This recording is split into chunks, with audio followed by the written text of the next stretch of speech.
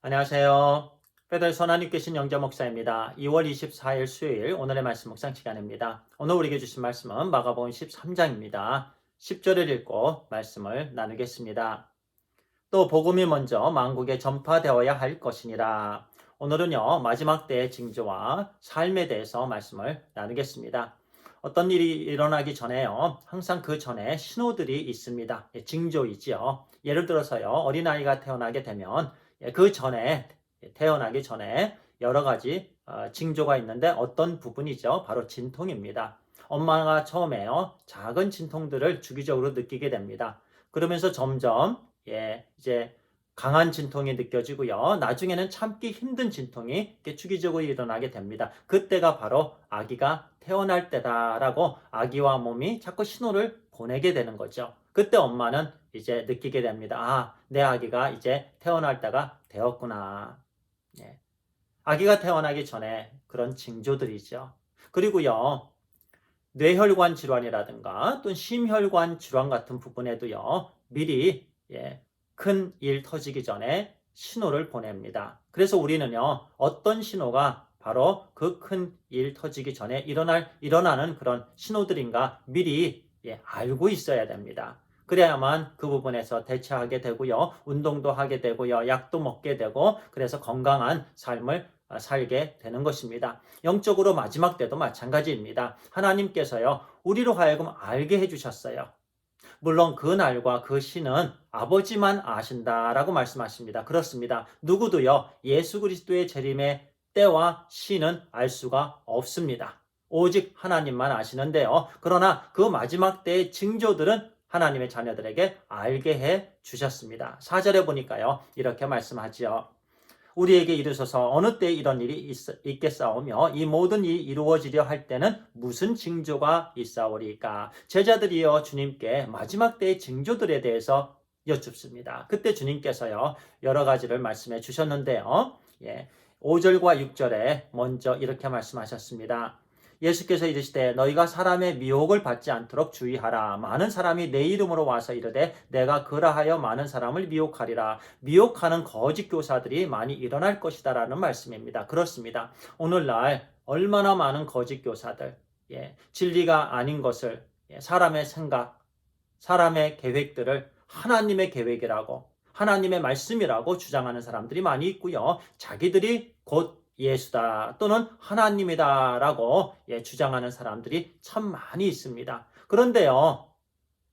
참 어리석게도요. 그 거짓 교사들을 따르는 사람들이 그렇게 많이 있습니다. 왜냐하면 마지막 때는 영적으로 더 혼돈되기 때문에 그렇습니다. 영적으로 더 연약해지기 때문에요. 또 사탄의 공격이 아주 심하기 때문에 믿지 못할 그런 말에도 금방 넘어간다라는 말이에요. 이것이 첫 번째로 마지막 때가 되면 바로 미혹하는 거짓 영들, 거짓 교사들이 많아질 것이다. 그리고 유혹을 할 것이다. 그리고 두 번째는요. 이렇게 말씀합니다. 8절입니다.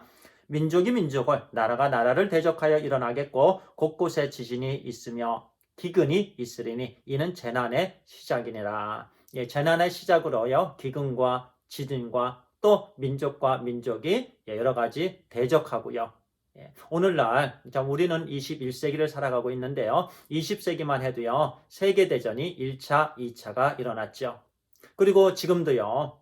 어디서 화약고가 터져갖고 3차 대전이 일어날 그런 징조들이 많이 일어나고 있습니다.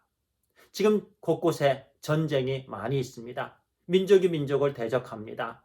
다툼과 전쟁과 싸움이 지금 얼마나 많이 있습니까? 이 모든 것이요 마지막 때의 또 징조들이다라고 말씀합니다. 그리고 세 번째로요 우리 14절의 말씀인데요. 멸망에 가증한 것이 서지 못할 곳에 선 것을 보거든 그때에 유대에 있는 자들은 산으로 도망할지어다. 이 말씀은요, 우리가 데살로니가 후서 2장 첫 부분의 1절에서 4절까지 읽으면은요, 특별히 적그리스도가 나타날 것이다. 적그리스도가 성전에서 서게 되고요, 자기가 하나님이다. 라고 말할 때가 올 것이다. 바로 적그리스도의 출현입니다. 그때가 또 마지막 때다라고 하나님의 말씀은 분명히 말씀해 주십니다. 오늘날 이와 같은 일들이 얼마나 많이 일어나고 있습니까? 우리는요, 지금 마지막 때에 살아가고 있습니다. 그러면은요, 우리가 마지막 때를 살아가고 있는데 어떠한 삶을 살아야 됩니까? 두 가지 말씀을 통해서 나누도록 하겠습니다. 첫 번째는요, 금방 읽었던 10절의 말씀입니다. 다시 한번 읽겠습니다. 또 복음이 먼저 만국에 전파되어야 할 것이니라.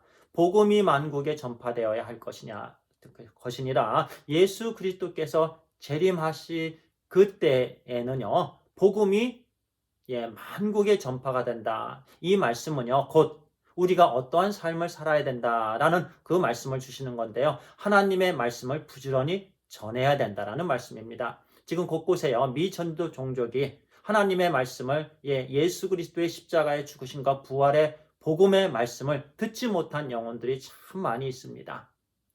예루살렘과 온 유다와 사마리아 땅끝까지 이르러 내 증인이 되라. 주님께서 명령하셨습니다. 이 지상 명령에 따라서요, 우리는요, 예수 그리스도의 복음을 우리는 전해야 됩니다. 그래서 이 복음이요, 만국에 전해지게 되면 그때가 바로 예수 그리스도의 재림의 때다라는 말씀이죠. 그래서 우리가 오늘 부지런히 해야 될 것은요, 예수 그리스도의 복음, 굿뉴스를 우리 이웃에 또는 조금 더 나아가서 땅 끝까지 이르러 전하는 일입니다. 그리고 두 번째는요, 13절에 이렇게 말씀합니다. 또 너희가 내 이름으로 말미암아 모든 사람에게 미움을 받을 것이나 끝까지 견디는 자는 구원을 받으리라. 끝까지 견뎌라 라고 말씀합니다. 우리는요, 그 어떤 어려움이 있어도 끝까지 견디게 되길 바랍니다. 오늘날 코로나 바이러스로 인해서 많은 크리스찬들이 위축되어 있습니다. 교회들도 위축되어 있습니다. 선교 부분에도요. 그러나 우리는요, 코로나 바이러스라는 그 어려움이 있지만 그걸로 인해서 이런저런 모양으로 연약해서는 아니 되겠습니다. 끝까지 견디면서 최선을 다해서 하나님의 말씀을 전하고요, 모이기에 힘쓰고 하나님께서 기뻐하시는 삶을 온전히 살아가게 되기를 간절히 소원합니다. 그런데요, 우리가 어떻게 끝까지 견디게 되죠? 어떤 견딜 만한 그런 부분이 있어야 되죠. 그 부분이 무엇이죠? 바로 하나님의 말씀을 붙잡는 겁니다. 하나님의 말씀을 온전히 의지하는 것입니다.